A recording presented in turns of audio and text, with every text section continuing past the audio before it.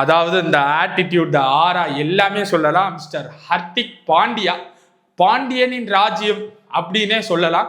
இந்த டோர்னமெண்ட்ல ரெண்டு சீம் பவுலரோட தான் போயிருந்தாங்க. இன்னொரு சீம் பவுலரா ஹர்திக் பாண்டியா தான் இருந்தாரு.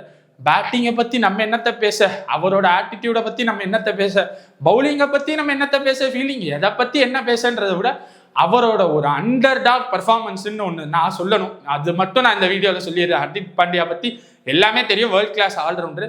அந்த இங்கிலாந்து மேட்ச் செமிஃபைனல்ல 19வது ஓவர்ல லாஸ்ட் பால், அந்த ஒரு பால்னால தான் இன்னைக்கு நம்மகிட்ட கப்பு இருக்குன்ட்டு ஒரு பாயிண்ட சொல்றேன். அந்த ஒரு பால்ல ஒரு 4-ஓ 6-ஓ கொடுத்துருந்தா மேட்ச் கண்டிப்பா மாறி இருந்திருக்கும். 6 பால்ல 30 ரன் இருந்தது. ஒரு 4 ஒரு 6 போயிருந்துச்சுன்னா கடைசி ஓவர்ல 24 பெத்தல் கண்டிப்பா அடிக்கிற மாதிரி இருந்திருக்கும். அதனால ஹர்திக் பாண்டியாவுக்கு அந்த ஒரு பால் நான் ஹைலைட்டா சொல்றேன். ஸோ ஹர்திக் பாண்டியாவுக்கு ஒரு வாழ்த்துக்கள்.